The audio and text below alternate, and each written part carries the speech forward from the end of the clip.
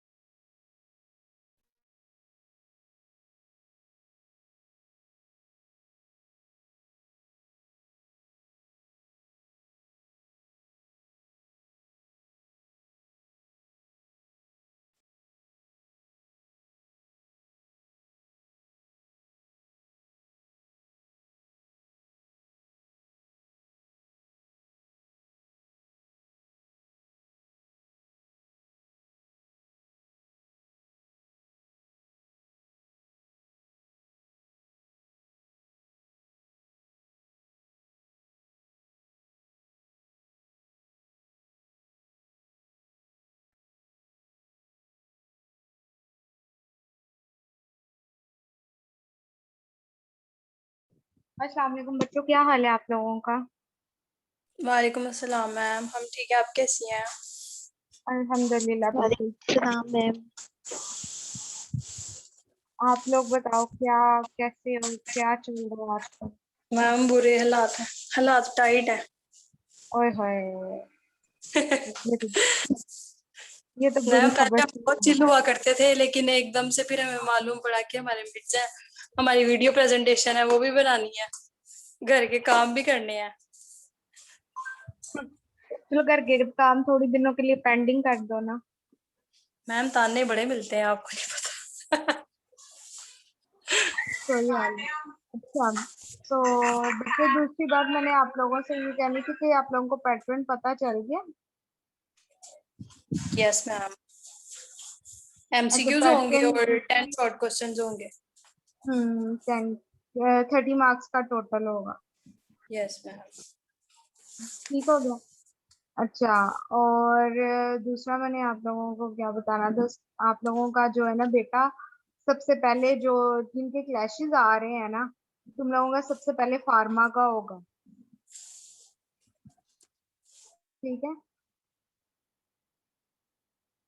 बच्चों, समझ आ रही है।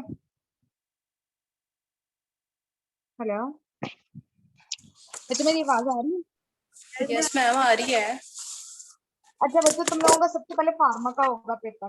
बाकी पेपर जो होगा वो दूसरे तुम लोग बाद में बैठ के उसी रूम में दो। ठीक हो गया।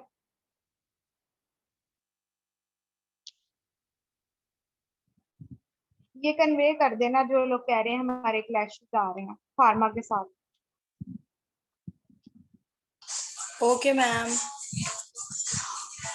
अच्छा, आज का है सेकंड लास्ट लेक्चर, उसके बाद इंशाल्लाह ताला लास्ट हो जाएगा, देन हमारा कोर्स खत्म हो जाएगा, हम फिर रिवीजन क्लासेस रखेंगे। ठीक हो गया। तुम लोगों को वैसे भी मैंने एक और पढ़ाना है, एक लेक्चर और है वो पढ़ाना है, वो मैं तुम लोगों को ना रिवीजन में ही पढ़ाऊंगी। मैम आज स्टार्ट सेकंड करें आज लास्ट का। लेक्चर है। जी, आज सेकंड लास्ट लेक्चर है। मैम हमने तो आना था कैंपस में क्लासेस लेने। बेटा रिवीजन क्लासेस ले लेना, क्या होगा। चलिए ठीक है मैम।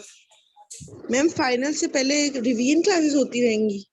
हाँ, सारी नहीं होंगी लेकिन जितनी रिक्वायर्ड होंगी ना उतनी होंगी। Okay ma'am. अब जैसे सीवीएस आप लोगों का तैयार है, उसकी क्लास एक रख लेंगे, फिर उसके बाद सबकी यानी कि एक एक क्लास रिवीजन रख लेंगे। ठीक है।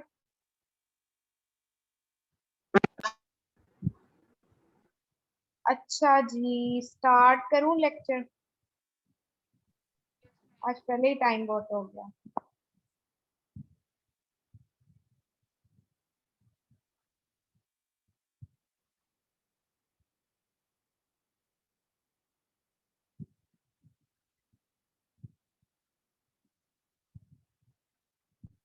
अच्छा बेटा, हम लोगों ने जो आप लोगों का लेक्चर पढ़ना है वो है आपका, हम लोग पैरासिम्पथेटिक सिस्टम हम पढ़ चुके हैं। अब हम लोगों ने जो आपका पढ़ना है that is your sympathetic system. ठीक है, सिंपैथेटिक सिस्टम में भी दो चीजें आती हैं। नंबर वन आपके पास आ जाता है सिंपैथेटिक एगोनिस्ट और एक आ जाता है एंटागोनिस्ट। ठीक है, एगोनिस्ट को हम एडिनर्जिक ड्रग्स कहेंगे, एंटागोनिस्ट को एंटी एडिनर्जिक ड्रग कहेंगे।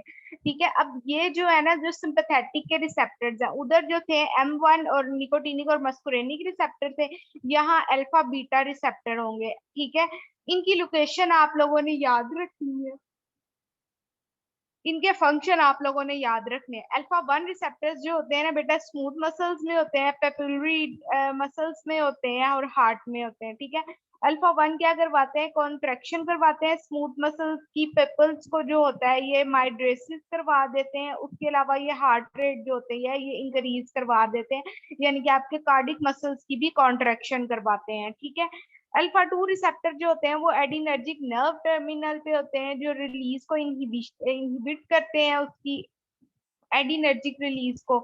उसके बाद प्लेटलेट पे होते हैं, प्लेटलेट को एग्रीगेट करवाते हैं। बीटा 1 पे होते हैं, बीटा 1 हार्ट में होता है, हार्ट रेट को इंक्रीज करवाते हैं, कॉन्ट्रैक्शन करवाते हैं। बीटा 2 में होते हैं, रिलैक्सेशन करवाते हैं। ठीक है, यूट्राइन की और रेस्पिरेटरी सिस्टम की। और उसके बाद ह्यूमन लीवर में होते हैं तो ग्लाइकोलिसिस करवाते हैं, फैट सेल में होते हैं लाइपोलाइसिस करवाते हैं। बेटा ये रिसेप्टर याद रहेंगे, ये मैंने आपको पहले भी पढ़ाए हैं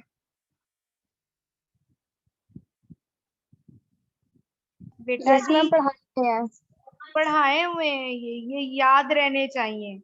ठीक है, अच्छा अब एडिनर्जिक ड्रग्स में बेटा ये इंपॉर्टेंट आपका है, शॉर्ट क्वेश्चन है। ठीक है, ये आपसे पूछा भी जाता है कि दो तरह की ड्रग होती है, एक होती है कैटिकोलामाइन और एक होती है नॉन कैटिकोलामाइन। ठीक है, अब कैटिकोलामाइन और नॉन कैटिकोलामाइन में डिफरेंस क्या है, पहले टेबल देखो। ठीक है, कैटिकोलामाइन के अंदर एक न्यूक्लियस होता है जिसका नाम होता है कैटिकोल। ठीक है, और इन ड्रग को सिर्फ हम ओरली दे सकते हैं। ठीक है, जबकि नॉन कैटिकोलामाइन के अंदर जो कैटिकोल न्यूक्लियस है वो नहीं होता। ठीक है, और ये वाली जो ड्रग है इनको हम ओरल दे सकते हैं, जबकि जो कैटिकोल वाली इनको हम ओरल नहीं दे सकते। ठीक है, इनका जो एक्शन होता है ना, ड्यूरेशन ऑफ एक्शन जो होता है वो शॉर्टर होता है, इसका लॉन्ग होता है। ठीक है, शॉर्ट क्यों होता है, क्योंकि ये मेटाबोलाइज हो जाती है जल्दी से, ये दो एंजाइम्स है इनके थ्रू। ठीक है, COMT के और MAOAT के। ठीक है, फिर उसके बाद वो कहता है कि ये जो होती है ना, ये इंपॉर्टेंट सबसे पॉइंट है, जो कैटिकोल न्यूक्लियस वाली ड्रग्स होती है ना वो ब्लड ब्रेन बैरियर को क्रॉस नहीं कर सकती। ये जो होती है ये ब्लड ब्रेन बैरियर को क्रॉस कर सकती है। ठीक है, ये एडिनर्जिक रिसेप्टर के ऊपर डायरेक्टली एक्ट करती हैं, ये इनडायरेक्ट और मिक्स फॉर्म में एक्ट करती हैं। ठीक है, अब हम पढ़ लेते हैं कैटिकोलामाइन और नॉन कैटिकोलामाइन ड्रग्स क्या होती हैं। कैटिकोलामाइन ड्रग वो होती है जिसके अंदर कैटिकोल न्यूक्लियस होता है, इसका डायरेक्ट एक्शन होता है आपके सिंपैथेटिक सिस्टम के ऊपर, रिसेप्टर्स के ऊपर, साइट के ऊपर और सेल मेम्ब्रेन के ऊपर। इसके अंदर जो ड्रग्स आ जाती हैं वो आ जाती है एड्रीनालिन, नॉन एड्रीनालिन, उसके बाद आ जाए डोपामीन, आइसोप्रोटीनॉल और डुब्यूटामीन। ठीक है, नॉन कैटिकोलामाइन के अंदर कैटिकोल न्यूक्लियस नहीं होता, ये इनडायरेक्टली एक्ट करती है। ठीक है, इसके अंदर क्या आ जाता है, एफिड्रीन, फिनाइल एफिड्रीन, इम्फीटामाइन। ठीक है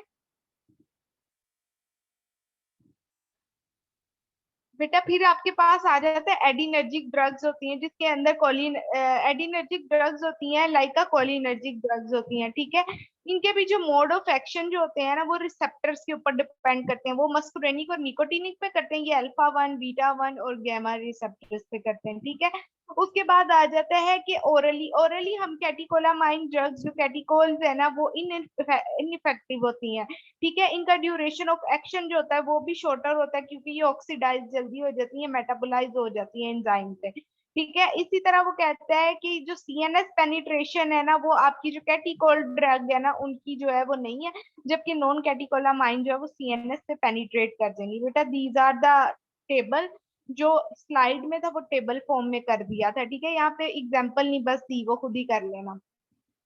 बेटा अब जो आपके पास ना according to mechanism of action तीन तरह की ड्रग आती है, डायरेक्ट एक्टिंग, इनडायरेक्ट एक्टिंग और मिक्स। डायरेक्ट जो होती है ना वो आपके एक्ट करती है एपिनेफ्रीन के ऊपर, नोर एपिनेफ्रीन के ऊपर और फिनाइल एपिनेफ्रीन के ऊपर। जो इनडायरेक्ट होती है ना वो आपकी रिलीज को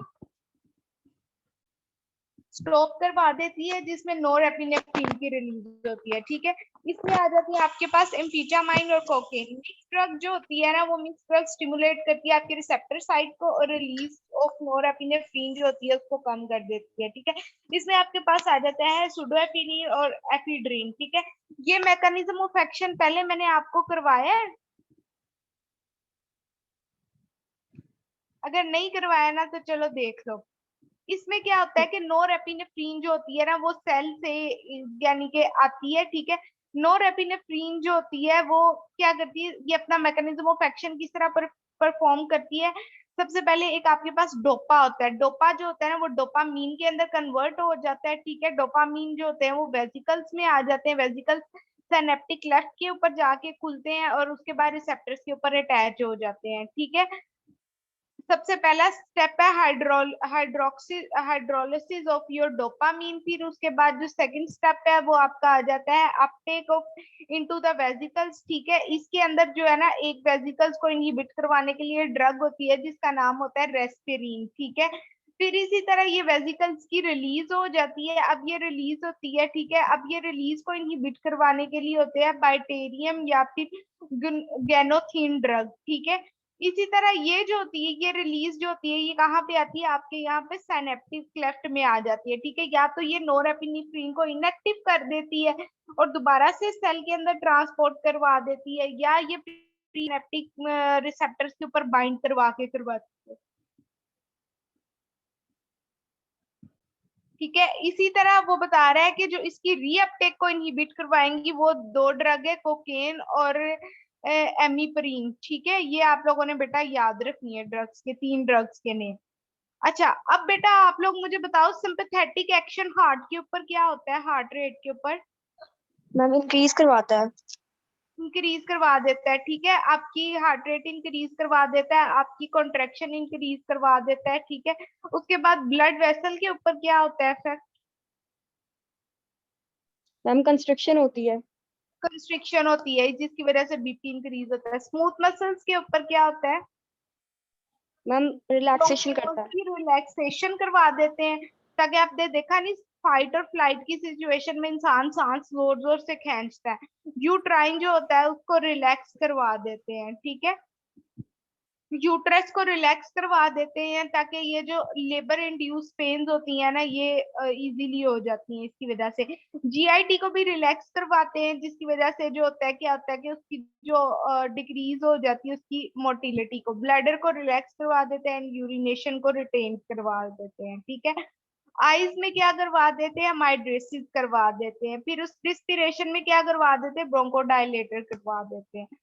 मेटाबॉलिज्म में क्या करवाते हैं बेटा, ये ग्लाइकोजिनोलाइसिस करवा देते हैं। ठीक है, सीएनएस में एक्साइटेशन और वोमिटिंग एंड रेस्टलेसनेस की सिचुएशन होती है।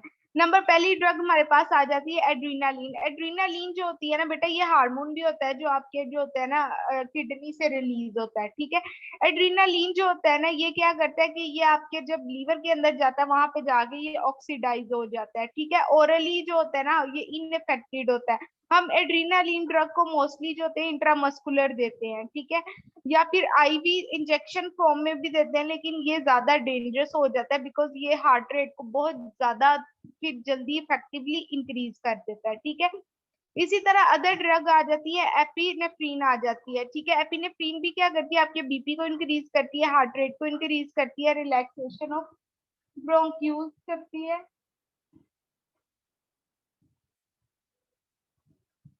रिलैक्सेशन ऑफ ब्रोंक्यूल्स को कर देती है और पेरिफेरल वेसल्स को कॉन्स्ट्रिक्ट कर देती है। ठीक है, इसी तरह वो एड्रीनालीन के बारे में कहता है कि एड्रीनालीन जो होता है ना वो आपके सिंपैथेटिक नर्वस सिस्टम को स्टिमुलेट करती है। ठीक है, जिसकी वजह से क्या होती है, वेजो कॉन्स्ट्रिक्शन हो जाती है। ठीक है, फिर उसके अलावा क्या होता है, आई की माइड्रेसिस हो जाती है, प्लेटलेट एग्रीगेशन हो जाते हैं और ब्लड शुगर लेवल जो होता है ना वो इंक्रीज कर जाता है। ठीक है, फिर उसके बाद वो कहता है कि एड्रीनालिन भी जो होती है वो बीटा रिसेप्टर्स के ऊपर एक्ट करती है। बीटा रिसेप्टर्स क्या करते हैं, बीटा रिसेप्टर्स हार्ट रेट को इंक्रीज कर देते हैं, ठीक है, ब्रोंक्यूल्स को रिलैक्स कर देते हैं, यूट्राइन को रिलैक्स कर देते हैं, बट हाइपरग्लाइसीमिया जो होता है वो कॉज कर देते हैं, ठीक है। कॉन्ट्रा इंडिकेशन में यही आ जाती है कि जो पहले ही जिनको एनाफाइलेक्टिक शॉक है उन सॉरी बेटा, इंडिकेशन में आ जाती है जिनको पहले ही एनाफाइलेक्टिक शॉक है हम उसमें दे सकते हैं। अब बीटा ब्लॉकर जो होते हैं, ब्लॉकर सॉरी बीटा एगोनिस्ट क्या होते हैं, ये आपके उसके ऊपर एक्ट करते हैं, आपके स्मूथ मसल्स को रिलैक्स करते हैं, तो हम ये एस्थमा और सीओपीडी में भी दे सकते हैं, कार्डिक अरेस्ट में भी दे सकते हैं। कार्डिक अरेस्ट में क्या होता है, हार्ट बीट पहले ही कम हुई होती है, ये जाके हार्ट की कॉन्ट्रेक्टिलिटी को इंक्रीज करती है। कॉन्ट्राइंडिकेशन में कोरोनरी डिजीज में नहीं देते, हाइपरथायराइडिज्म में नहीं देते, हाइपरटेंशन में नहीं देते, डिजिटैलिस थेरेपी में नहीं देते, और इंजेक्शन अराउंड एनी आर्टरीज जो होते हैं ना हम उसमें नहीं देते, ठीक है। फिर उसके बाद आ जाते हैं नॉन एड्रीनालिन। ये भी एड्रीनालिन की तरह की ड्रग होती है, लेकिन ये जो होती है ये नॉन एड्रीनालिन जो होती है ये पोस्ट गैंग्लियोनिक रिसेप्टर्स के ऊपर एक्ट करती है, ठीक है। नॉन एड्रीनालिन के बारे में कहते हैं कि ये भी जो है ओरली हम नहीं दे सकते, लेकिन आईवी बहुत हमें कॉन्शियसली देनी पड़ती है, क्योंकि ये यकदम हार्ट रेट बहुत इंक्रीज कर देती है, ठीक है। फिर उसके बाद ये कहते हैं कि हम इसको इंट्रामस्कुलर दे सकते हैं, ठीक है। फिर उसके बाद वो कहता है कि ये भी जो है ये क्या करवाती है कि ये सिमिलर एक्शन होते हैं जो एड्रीनालिन के होते हैं, लेकिन ये जो होती है ये यूरिन में अनचेंज फॉर्म के अंदर एक्सक्रीट आउट हो जाती है, ठीक है।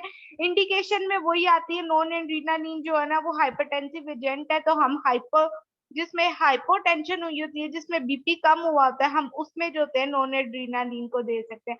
एडवर्स इफेक्ट में आ जाता है, एंजाइटी आ जाता है, ब्रेडिकार्डिया आ जाता है, ठीक है, और उसके अलावा जो है ना हाइपर सेंसिटिविटी आ जाता है। फिर अगली ड्रग है बेटा आपके पास डोब्यूटामीन, और फिर आपके पास आ जाती है डोपामीन।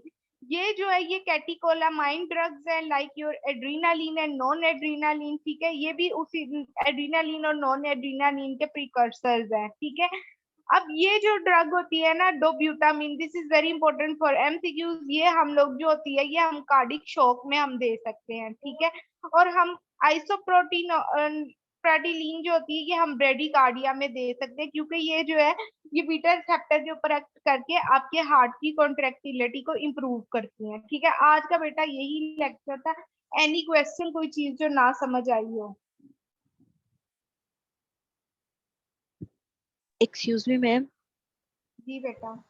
मैम आपने ना लास्ट टाइम कहा था कि मैं शॉर्ट क्वेश्चंस ऐसे पूछूंगी कि ये वाली जो ड्रग है ये उसमें कॉन्ट्रा इंडिकेटेड क्यों है या हम क्यों नहीं दे सकते।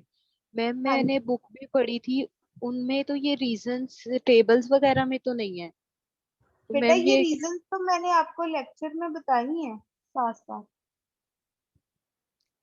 देखो मैंने मैम वो आपको तो लेक्चर में सारी रीजन में बताती होती हूँ, कि जैसे मैं आपको अक्सर कहती होती थी बीटा ब्लॉकर जो है जो अस्थमा में नहीं दे सकते, हम डायबिटीज में नहीं दे सकते, हम क्यों नहीं दे सकते। फिर मैं आपको ये बताती होती थी। उसके अलावा मुझे याद है कि कैल्शियम चैनल हम ड्रग्स जो है हम लोग क्यों नहीं दे सकते प्रेगनेंसी में, क्योंकि ये फिटोपैथिक है, ये ऑर्गन्स की डेवलपमेंट नहीं होने देती। ये सारी रीजनिंग तो मैंने आपको करवाई है। चले मैं दोबारा से रिकॉर्डिंग्स निकाल के रीजंस निकालती हूँ, क्योंकि मैं बुक से और उससे पढ़ी थी तो वो मुझे समझ नहीं आ रहा था। चलिए ठीक है मैम। और और मैम अच्छा, एक थोड़ी स्टूडेंट है एक एक और जी। चीज, थोड़ी सी कॉमन सेंस यूज करो, सारी रीजन पता चल जाती है, ठीक है। अगर नहीं और फिर भी कोई चीज मैम समझ मैम आए। एग्जाम का टाइम प्लीज बता दें। बेटा आपका कौन से स्लॉट में थर्ड है? स्लॉट है ma'am, third third slot. Slot है, हाँ नहीं थर्ड नहीं स्लॉट मतलब में। टाइम कितना होगा उसके लिए। क्या थर्ड स्लॉट में आपके पास 30 मिनट्स होंगे, 30 to 35 मिनट्स।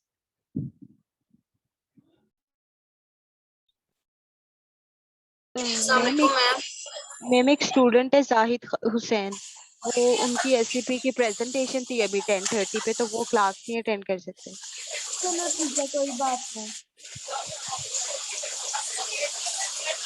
अस्सलाम वालेकुम मैम। अच्छा बेटा बताओ आप। हाँ जी, वालेकुम सलाम। मैम आवाज आ रही है आपको? जी जी बेटा आ रही है, बोले आप। अच्छा मैम, मैंने आपसे कहना था कि इतने स्ट्रेंथ है, मतलब तादाद है बच्चों की, तो इन्हें कहीं जिसने प्रिपरेशन की हुई है यूनिवर्सिटी भी आया हुआ तो मिल लिया कर, थोड़ा बहुत मतलब मिलकर डिस्कस बेटा हफ्सा आप लोगों को ग्रुप स्टडी के लिए, कंबाइंड स्टडी के लिए बोल रही है, अगर कोई यूनिवर्सिटी आए तो मिलकर कर लिया करो। मैम प्रिपरेशन भी की होती है तो ना कोई मिलता ही नहीं है, ग्रुप में मैसेज करेंगे चलो हेल्प थोड़ी कर दो, अगर यूनिवर्सिटी में हो तो मतलब साथ मिलके कर लें। बेटा मैम हफ्सा हम के लोग साथ यूनिवर्सिटी ही होते हैं सुबह से शाम तक लाइब्रेरी, लेकिन कभी ग्रुप में ऐसा कोई मैसेज नहीं आया कि इस तरह से हम लोगों ने पढ़ना है या चलो बेटा ये तो अब आपके आपस के मसले मसाइल है ना, ये अब आप आपस में डील कर लो। मैम मेरे से क्लैश का रेलिवेंट आपने बताया था, वो प्लीज बता दें क्लैश का, कि जिनका क्लैश है वो क्या करें। बेटा जिनका क्लैश है वो फार्मा 1 के पेपर में बैठेंगे। आपको रूम जो दिए जाएंगे उनमें ही आपने बैठना है। जैसे ही फार्मा 1 का वो पेपर खत्म कर लेंगे उनको दूसरा पेपर उधर ही उसी रूम में प्रोवाइड कर दिया जाएगा। Okay ma'am, thank you.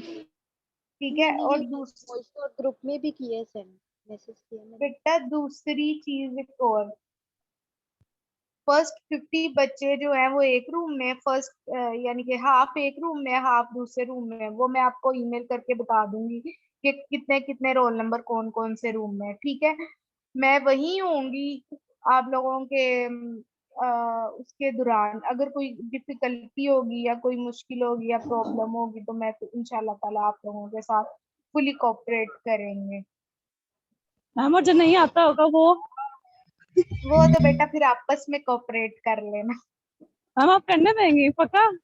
बेटा मैं तो नहीं इन्विजिलेशन कर रही, इन्विजिलेटर हाँ आपके और होंगे। मैम मैम आप सिफारिश लिखवा मैम जो दीजिएगा ड्रग्स ना। के नेम है वो हम ना मैम ना जो ड्रग्स के नेम है वो हम लोगों ने सारे याद करने हैं।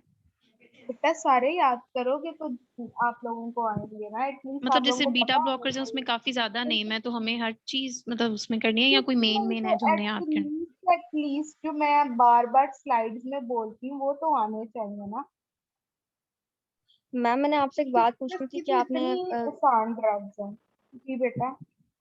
मैम आपने लेक्चर में बताया था कि जब मैं सिनेरियो बेस्ड क्वेश्चन बनाऊंगी तो आपने उसमें सिर्फ ड्रग का नाम लिखना होगा, ठीक है। आपने एक सिनेरियो बनाया जिसमें हमने बीटा ब्लॉकर्स देने हैं फॉर एग्जांपल, तो अब हम लोग क्या उसमें बीटा ब्लॉकर ब्लॉकर में तो काफी सारे ड्रग्स आ जाते नहीं, हैं, आप प्रोप्रानोल लिखोगे, आ जाता आप है, इस मैं तरह लिखोगे, एक मिनट ठहरो, आप इस तरह लिखोगे बीटा ब्लॉकर, ठीक है, उसके आगे एक ड्रग, कोई बीटा ब्लॉकर की प्रोपेनोलोल, इंडोलोल, पिंडोलोल, कुछ भी लिख दोगे। ओके मैम ठीक है। मतलब ब्लॉकर के जो मेन हमारा है ना ग्रुप, उसका लिखेंगे, ठीक ग्रुप है। वो लिखेंगे एंड देन उसके बाद एक ड्रग का name। ठीक है ma'am, thank you.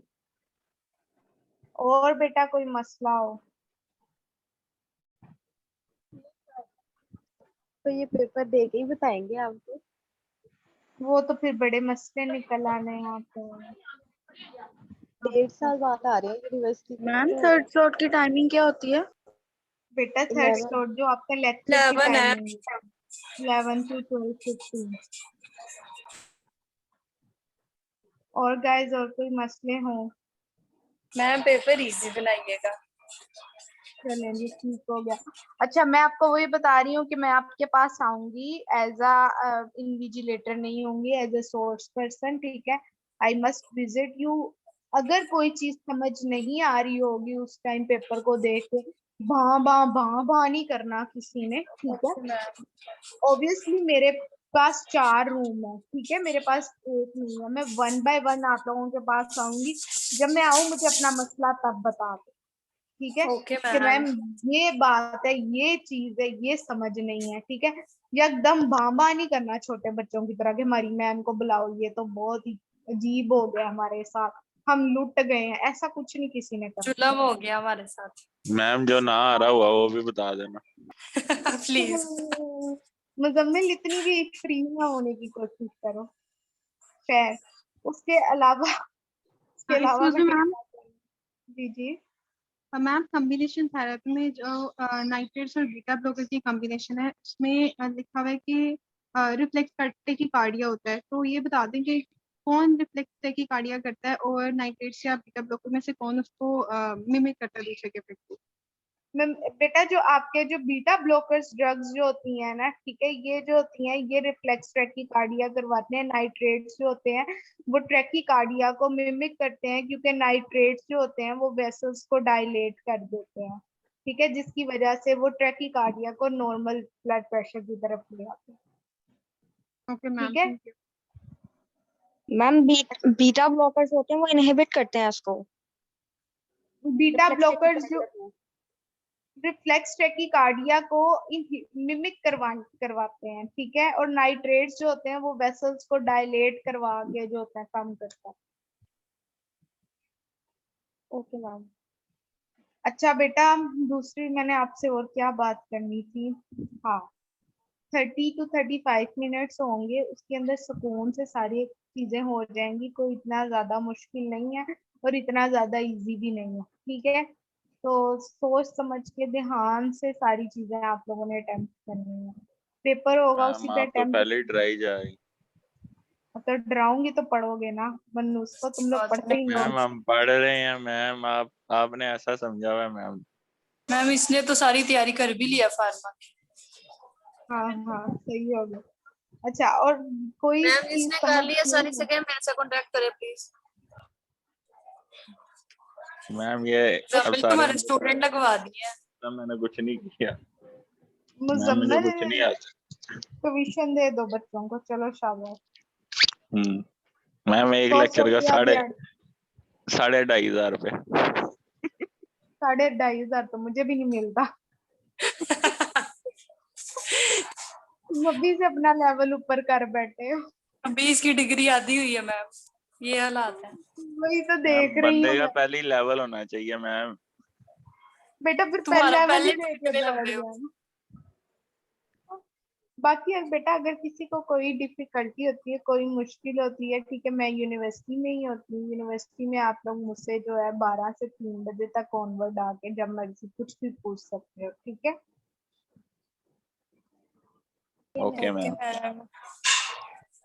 Okay guys, ठीक है। Okay guys, then take care of yourself. Nothing is so, वो जिसे कहते हैं कि इतना कोई हार्ड नहीं है, पहाड़ नहीं आप पे टूट रहे, तो सो चिल एंड एंजॉय और अच्छी अच्छी तैयारी करो। जिसने अच्छा सा पढ़ा होगा ना उसके लिए कुछ भी मुश्किल नहीं ओके है। मैम। Okay ma'am. मैम एक क्वेश्चन है, जरा उसका आंसर दे दें। जी बेटा बोले। मैम जब हम लोग बीटा ब्लॉकर्स को जो उसकी कॉन्ट्राइंडिकेशन कराते हैं ना, उसमें हम लोग कंप्लीट हार्ट ब्लॉक में उसको नहीं देते हैं, ठीक है, बीटा ब्लॉकर्स को। हार्ड तो उसकी ब्लॉक में, रीजन आप, अच्छा जी जी, उसमें आपने रीजन लिखवाई हुई है कि उसकी इलास्टिसिटी खत्म हो जाती है और वो प्रॉपर फंक्शनिंग नहीं कर रहे होते, तो बस इसका क्या यही रीजन बनेगा? बेटा, बीटा ब्लॉकर जो कंप्लीट हार्ट ब्लॉक में हम इसलिए नहीं देते। हार्ट ब्लॉक में क्या होता है कि ऑलरेडी जो होता है आप लोगों का हार्ट जो है वो ब्लॉकिंग की तरफ जा रहा होता है। मतलब ये कि अपने फंक्शंस जो है वो लूज कर रहा होता है, ठीक है। उसकी कॉन्ट्रेक्टिलिटी जो होती है वो खत्म हो रही होती है। बीटा ब्लॉकर्स क्या करते हैं, बीटा एजेंट जो होता है वो हार्ट को एक्टिवेट करवाता है, कॉन्ट्रेक्टाइल मोशंस करवाता है, ठीक है। ब्लॉकर्स हैं तो ब्लॉक कर देंगे तो उसकी कॉन्ट्रेक्टिलिटी मोशन को ब्लॉक कर देंगे, उसका कार्डिक आउटपुट जो होगा ना वो बिल्कुल ही खत्म हो जाएगा। पहले ही खत्म हुआ होता है, ऊपर से मजीद आप खत्म कर रहे हो तो पेशेंट ने अल्लाह के पास पहुंच जाना है, ठीक है। ठीक है, मतलब सिंपैथेटिक एक्टिविटी आ जाएगी इसमें फिर। Sympathetic activity and cardiac output. जब भी बीटा ब्लॉकर्स की बीटा एजेंट की बात आएगी तो आपने कार्डिक आउटपुट, सिंपैथेटिक एक्टिविटी, आपने ऑक्सीजन डिमांड, ये 3-4 वर्ड्स आपने प्रॉपर यूज करने हैं, ओके। ठीक है मैम। कौन से मैम? मैम पेपर इजी बना दीजिएगा प्लीज। जी बेटा पेपर इजी कर लेंगे। और कुछ इंशाल्लाह फरमाइश है? मैम पेपर तो आप बना लिया होगा आपने, थोड़ा सा हिंट ही दे दें मैम। नहीं नहीं बेटा हाँ ही दे मैम। मैम आप ऐसा करें हमें पेपर दिखा दें तो हम फिर खुद ही कर लेंगे, ये कहना चाह रहे हैं इंशाल्लाह आइंस्टाइन। ये मैम। बहुत अच्छी बात की आपने। ये क्या बात मतलब? से आपको सीधा फेल करना बनता है। पेपर बेटा मैंने आपका अभी तक नहीं बनाया। मुझे पता चला आपकी यूनिवर्सिटी में पेपर चोरी हो जाते, मैंने कहा फिर एंड टाइम पे ही बनाएंगे, हमें क्या जरूरत पड़ी है मैम पहले चैप्टर मैंने। 1 मैम आप बना दें, काश चोरी हो जाए, कितना मजा है। मैम चोरी बेटा कैसे एंड होता है? टाइम पता नहीं, मुझे तो उन लोगों ने, मैंने पहले बनाया एनाटॉमी का पेपर, उन्होंने कहा है जी आपने जिस दिन पेपर है उस दिन आप लोगों ने पेपर डिस्प्ले लेके आना है, आप लोगों ने पहले लेके ही नहीं आना था कि आप ना फोटोकॉपी होगा पहले ना कुछ यस होगा। मैम, क्योंकि जब फोटोकॉपी होती है एक तो उसमें चोरी हो सकता है और मैम आप दूसरा फोटोकॉपी करवाते कहाँ से हैं, कौन सी शॉप से करवाते हैं? हम वहीं से मैं लेंगे तो अब। बाहर से गुड फोटोकॉपी होने, क्वेश्चन। बाहर से फोटोकॉपी होने हैं इस बार। मैंने तो उतना ही पढ़ना है जितना पढ़ा जाना है मुझसे, क्योंकि एक दिन पहले ही एक पढ़ना है। मिनट है। कुछ नहीं होता, ठीक है इजी है, गाइस, देन मुश्किल टेक नहीं केयर है। ऑफ योरसेल्फ, तो मिलते हैं बाद में। ओके, अल्लाह हाफिज अल्लाह मैम। हाफिज।